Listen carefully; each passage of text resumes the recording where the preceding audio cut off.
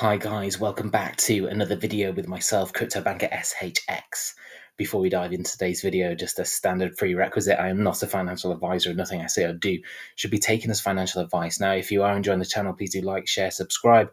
Please turn notifications on to be the first to be alerted to any fresh content that I put out there. We did have the 5 Minute of Fire series last week, and I have been listening to your feedback. It needs to be longer. And there's only so much I can cover within 5 minutes. And though it's quick and concise and very much to the point, I believe that I can deliver more value through it being an extended length. And so that will change and transform into the Banker's Vault. So Crypto Banker SHX presents the Banker's Vault. That will be a daily show that will be from tomorrow. And it will cover a wider range of crypto projects and a wider range of crypto news, because we're at such a pivotal point.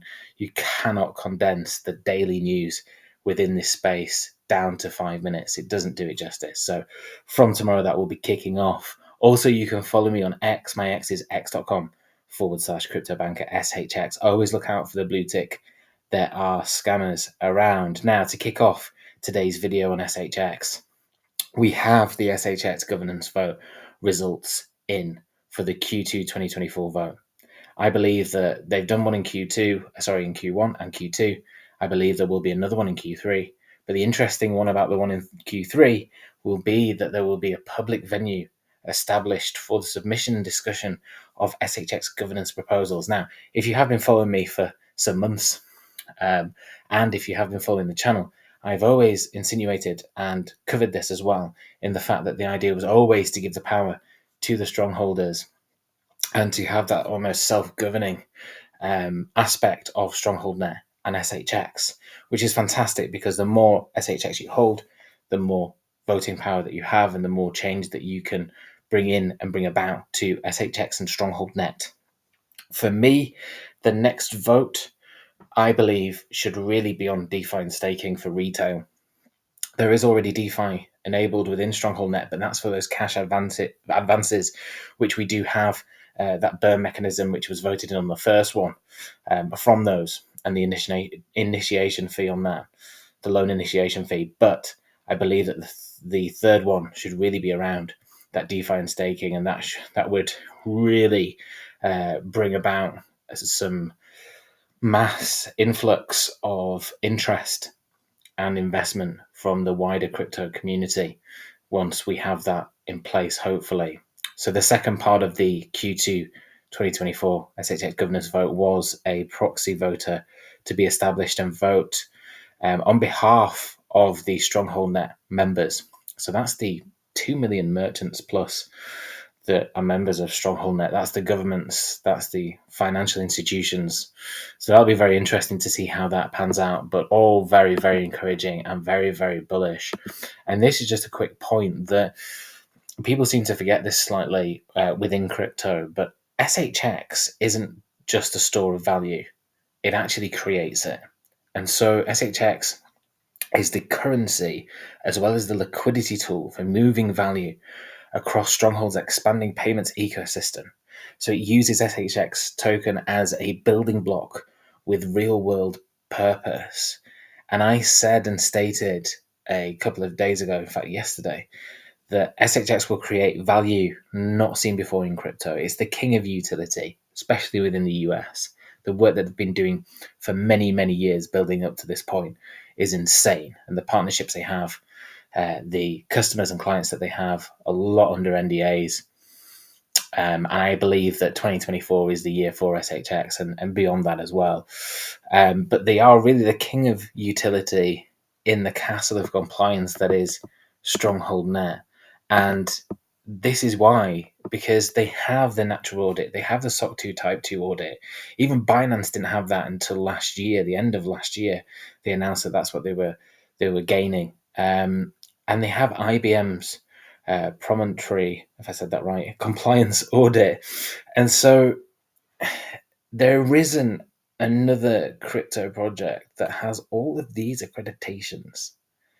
And not forgetting that they're on the Natural Alliance as well and really have a seat at the table in terms of forming the future of payments, not only in the US, but also globally. And we do have that massive news that will drop at any point over the coming weeks and months in relation to Stronghold expanding their customer footprint outside of the US. And so regulations are incoming. And if you're sat with SHX, then you're sat in a very strong position because it has been the most cautious, or one of the most cautious crypto projects out there. And when we see then the stars aligning in the US with regulations, and this election run up is going to be very, very interesting with President Trump now coming out and saying that he's pro Bitcoin, he's pro crypto, he wants self custody, he wants to basically ensure that innovation in crypto stay and thrives in the US, which is insane and really bullish. They've almost done a 180. And then with the passing of the Fit 21 bill within Congress, within the House, it's really moving towards a friendly environment, and the projects which have focused on compliance properly and built things compliantly and have the accreditations already and work in highly compliant networks and industries already will be the front runners when regulation comes in. And so I'll just play this clip quickly from Donald Trump. I will ensure that the future of crypto and the future of Bitcoin will be made in the USA, not driven overseas. I will support the right to self-custody. To the nation's 50 million crypto holders, I say this with your vote. I will keep Elizabeth Warren and her goons away from your Bitcoin. And I will never allow the creation of a central bank digital currency. Like, that's insane listening to him state that. Also, we have this from XRP Drops. Please give him a follow. Fantastic content, not only on XRP, but also the wider crypto market as well. He is an OG. And this is from a clip from Bloomberg. And who is speaking? Well, it's Sheila Warren. Now, if you have followed this channel, then you'll know that Sheila Warren has very close ties to Stronghold and Tammy Camp. In fact, she's appeared on the podcast with Tammy Camp, the Stronghold podcast. And here's a clip from her in regards to her thoughts in relation to the Fit 21 bill. Is groundbreaking. It is absolutely groundbreaking and looks to solve problems that have been talked about for quite some time. So our view, I think, as industry actors, is if we're not going to support something that addresses things in a way that we've been looking for, what are we going to support, right? The politics of this are really complicated, as Kaylee also noted, extremely complicated. But in our view, this does have bipartisan support. We are seeing an unprecedented collaboration between the Ag Committee, the Financial Services Committee, and a true bipartisan push from many folks across the aisle to get this thing across the line, particularly in the House. It is groundbreaking. It is absolutely groundbreaking. Which again is extremely, extremely bullish. And just to go back a step, people are getting excited about stablecoins now. We have the stablecoin bill coming in the US as well. And it's important to note that Stronghold have been pioneers within this space. And just a quote from this, back in July the 17th, 2018, says new types of fiat-backed instruments like Stronghold USD token have the potential to improve the backbone of international banking operations and payments, giving banks an easier way to integrate with public blockchain networks without significant changes to their core banking and compliance infrastructure. Now, that was back in 2018, and we had Tammy Camp stating in the recent Ask Me Anything that the Stronghold USD, it was sunsetted, but it's still ready to be deployed at any time. And I think this is what they're waiting for. They're just waiting for that stablecoin bill. And if that happens, then I believe that Stronghold USD, that stablecoin, will be up there with Circle's US dollar, USDZ. And it will be the stablecoin of StrongholdNet, which when you have millions of merchants, financial institutions, and governments using that payments network, then it becomes increasingly more bullish for SHX as well. And we see that Stronghold are just consistently hiring for new roles as well. They have software engineers, network engineers. This is very interesting because, as it says, Stronghold needs a software engineer to develop our payments API and cryptocurrency. So again, another bullish sign. And the major events that are unfolding in crypto really are history being made. We're witnessing it in real time. It's insane to see. If you've been in this space for a number of years, then you'll know the battles that have gone on, and it's turning into a very different place than it was a few years ago. And I think that the Ripple case will settle, and I believe that we're going to see an XRP ETF, an XLM ETF, and a SOL ETF as a minimum, really, over the coming months. And that's not financial advice. I'm not a financial advisor, but Ripple have been working extremely hard, and had the biggest battle. And I really want to see Ripple do well. I really want to see XRP do well. I believe those holders have suffered enough. They've suffered from the insane price predictions for many, many years. And I used to be an XRP maxi when I first entered this space, and I would research XRP, 7, 8 hours a day.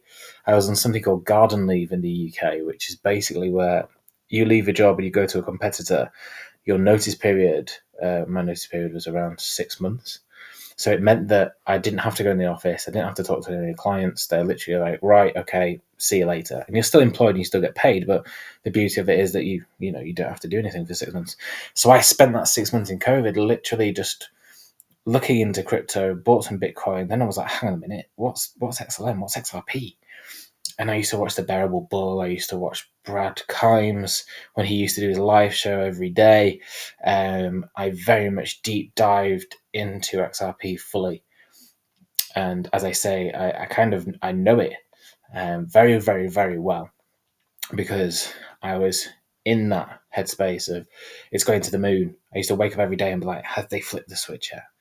Is it at $1,000? Is it at $2,000? Is it at $10,000? This is the future.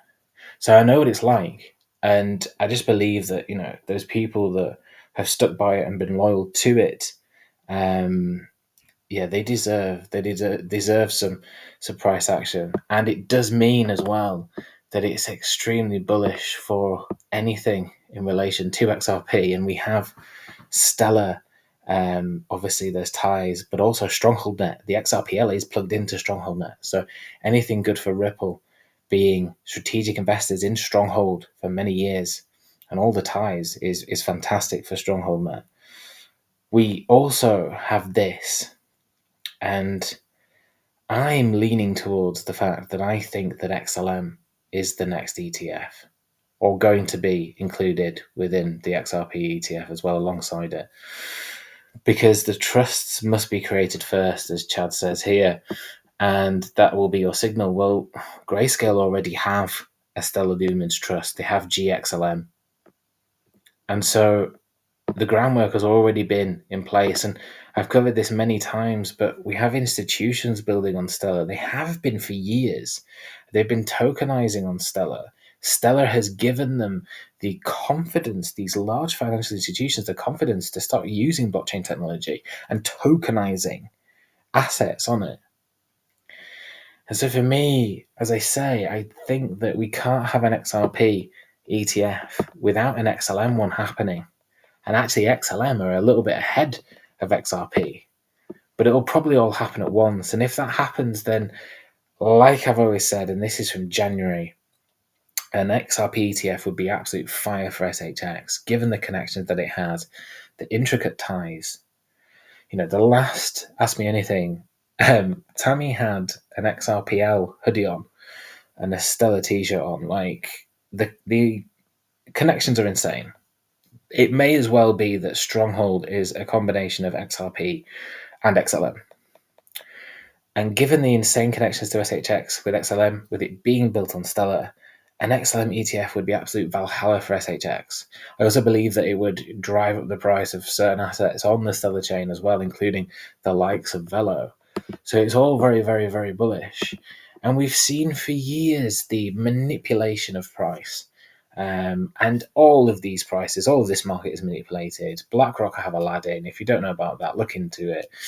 The AI is watching everything, what everyone does, what everyone says, all the movements, and then just taking the cream off the top. And until regulations are in place and really fixed in place, this market is driven by liquidity hunters and market makers. But the likes of Stronghold, which isn't really too much dominated by Bitcoin, it isn't tied to the Bitcoin price. We also don't have futures on Stronghold. And I think that's a huge point, because as we move forward to regulation, it would be fantastic to have a crypto that isn't manipulated by some degen bets and that sort of casino-like environment whereby it has to go a certain way just to wipe out and make sure that people don't make millions and multi-millions of dollars by some 100 leveraged bet they've placed on the asset. But we saw that someone purchased $100,000 worth of SHX within 3 minutes, and that was on the 23rd of May. And we see this spike up here, and then boom, the bots kick in. And this is frustrating, but it hasn't. I don't think that they can keep it suppressed for so long. Not like they have done with XRP. I know that there's obviously been court documents saying that Ripple themselves have been suppressing the price. I mean, that doesn't really matter, does it? If it is going to be as big as everyone says it is if it is going to take over the banking industry, which I believe it will, it doesn't really matter what's been or happened before. But at the same time, it's such a frustrating position to be in. But I do believe that this isn't going to last for long. They can't hold it down for long. With Stronghold as well, people have accused me time and time again, you're on the payroll of Stronghold, Tammy's paying you a wage. That couldn't be further from the truth. Like, they don't like me. Well, they might like me, but they didn't really they wanted to be as stealth and as quiet as possible. And I can appreciate that. For the last 5 years, you heard really nothing from them. And now they've started to come out, and we've had the governance votes, and we've started to see that movement. But I came along last summer, started, really pushing it. There wasn't really anyone talking about it too much. There definitely wasn't a community. And from that, like I said, it's built up so much and got so much attention. But I assure you, they won't even respond to my requests for a hoodie, which is fair enough. They're an established business. They're professionals, and the things that I cover and have covered in the past, probably they didn't want people to find out about, right? Because to them, it doesn't particularly matter. They know where this is going. They know the technology that they've built. They know the clients that they have. They know the NDAs they've signed, the governments that are their clients, the financial infrastructure that they've built. So it's like, if you know where that's going and you know regulations coming in and you can see the future and you have a little bit of a crystal ball, then really, does retail matter too much when really this is designed for institutions and businesses? It's not particularly designed for us in a way of being a whale, a crypto whale, and holding millions of the asset. But the beauty of cryptocurrency is that it is going on this journey whereby it is giving us the opportunity, the average person, to be positioned early and really hopefully change their lives. So that's the position that we're in, and as I say, hopefully the suppression should stop. We're nearly at 1,000 members on the Strongholders community on X. Thank you so much to everyone who is a member. If you are on X and you're not a member already, please do join the group. It's full of like-minded, fantastic individuals, and I love and appreciate every single one of you. There is some fantastic people in there. We've got such a good community, and some absolute gems of people who all come together and really make sense of the position that we're in and the potential future that this all has. And I'll end on this, that as I say, we did have the 5 minutes of fire, which I kicked off last week. I listened to all your messages, your comments, all really positive, but just needs to be longer. And so I'll be covering a larger range of crypto news and projects every day here on YouTube. And it starts from tomorrow. And it will be the most bullish content you've ever witnessed. We are on the precipice of greatness, like we literally are. And so I will see you tomorrow for that daily show, the Bankers Vault. Also, I will continue to produce, don't worry, I'll be continuing to produce exclusive content on SHX. It is my first love. And as I say, I will continue to cover all of the news and speculation that comes with it. I hope you've enjoyed today's video, found it insightful, and I will see you on the next one.